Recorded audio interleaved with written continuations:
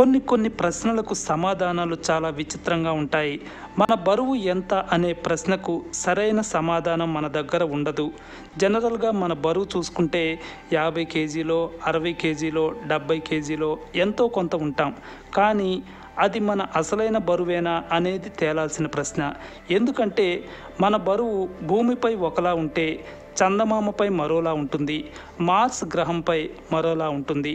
ఉదాహరణకు భూమిపై ఒక వ్యక్తి బరువు 50 కేజీలు అనుకుంటే చందమామపై ఆ వ్యక్తి బరువు 8 కేజీల 250 గ్రాములే ఉంటుంది.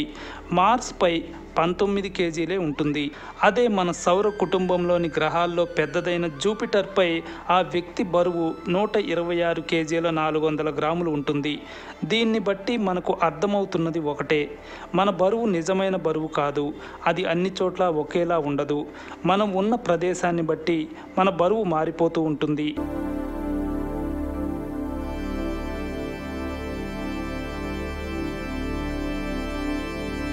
భూమిపై 50 కేజీలు ఉన్న వ్యక్తి బరువు అన్ని గ్రహాలపై ఒకేలా ఉండకపోవడానికి కారణం ప్రతి గ్రహం మీద గురుత్వాకర్షణ శక్తి వేర్వేరుగా ఉండటమే.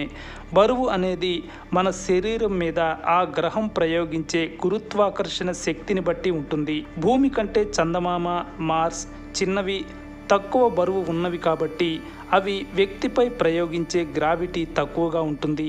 అందుకే అక్కడ వ్యక్తి బరువు తక్కువగా ఉంటుంది.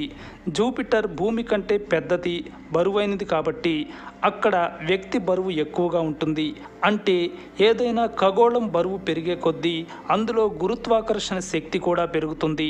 అలాగే ఈ బరువు అనేది ఖగోళానికి మనం ఎంత దూరంలో ఉన్నాం అనే దాన్ని బట్టి కూడా ఆధారపడి ఉంటుంది. భూమిపై ఉన్నప్పుడు మన బరువు ఒకలా ఉంటే భూమికి దూరం అయ్యే కొద్దీ మన బరువు తగ్గుతూ ఉంటుంది. ఎందుకంటే భూమికి దూరం అయ్యే కొద్దీ భూమి గురుత్వాకర్షణ శక్తి కూడా తగ్గుతూ ఉంటుంది.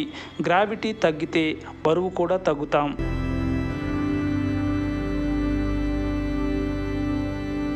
ఇదంతా మీకు తెలిసే ఉంటుంది. కానీ ఇప్పుడు నేను ఇది చెప్పడానికి బలమైన కారణం ఉంది. భూమిపై బరువు అంతటా ఒకేలా లేదు. అంటే మనం నార్త్ పోల్, సౌత్ పోల్లో బరువు ఎక్కువగా ఉంటాం. కానీ భూమధ్య రేఖ దగ్గర మాత్రం బరువు తక్కువగా ఉంటాం.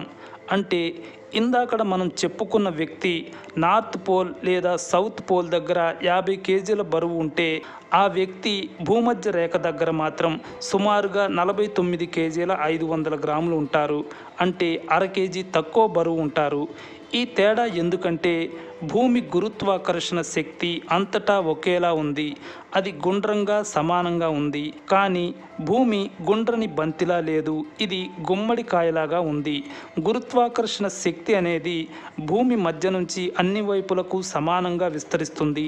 అయితే భూమి మధ్య భాగానికి నార్త్ పోల్, సౌత్ పోల్ దగ్గరగా ఉంటాయి. కానీ భూమధ్య రేఖ దూరంగా ఉంటుంది.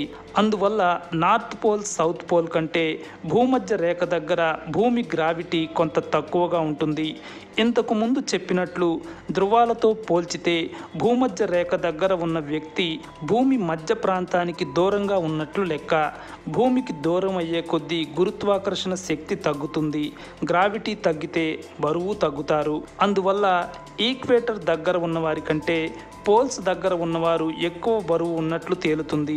ఇలా వ్యక్తి ఎంత బరువు ఉన్నారు అనేది వారు ఏ ఖగోళంపై ఉన్నారు, దానికి ఎంత దూరంలో ఉన్నారు అనే దానిపై ఆధారపడి ఉంటుంది.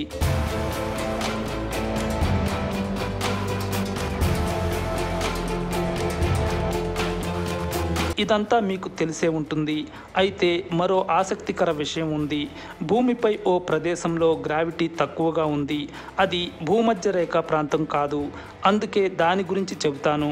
ఆ ప్రదేశం కెనడాలోని హడ్సన్ బే. భూమిపై మిగతా ప్రాంతాలతో పోల్చితే ఇక్కడ ఉండాల్సిన దానికంటే గ్రావిటీ తక్కువగా ఉంది. అందువల్ల ఇక్కడ వ్యక్తి బరువు తక్కువగా ఉంటుంది. ఉదాహరణకు 50 కేజీల వ్యక్తి బరువు ఇక్కడ 49 కేజీల 800 గ్రాములు ఉంటారు. అంటే 200 గ్రాములు తక్కువ బరువు ఉంటారు.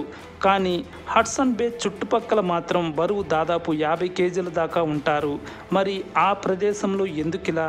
అక్కడ గ్రావిటీ ఎందుకు తక్కువగా ఉంది?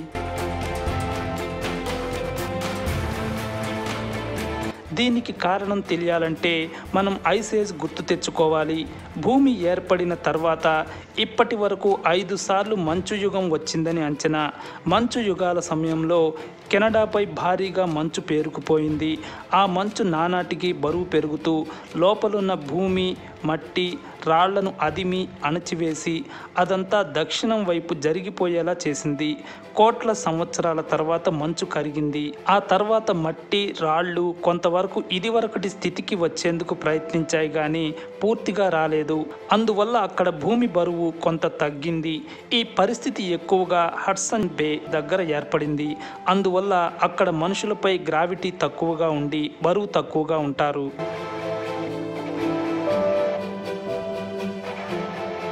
మరో కారణం కూడా ఉంది. హడ్సన్ బే ప్రాంతంలో హాట్ స్పాట్లు, కోల్డ్ స్పాట్లు ఉన్నాయి. హాట్ స్పాట్లు ఉన్న చోట గ్రావిటీ ఎక్కువగా ఉంటుంది. కోల్డ్ స్పాట్లు ఉన్న చోట గ్రావిటీ తక్కువగా ఉంటుంది. వీటి వల్ల భూమి మధ్య భాగమైన మ్యాంటిల్ కిందకు కుచించుకుపోయింది. ఈ 2 పరిస్థితుల వల్ల హడ్సన్ బే ప్రాంతంలో గ్రావిటీ తక్కువగా ఉంటుందని శాస్త్రవేత్తలు తెలిపారు.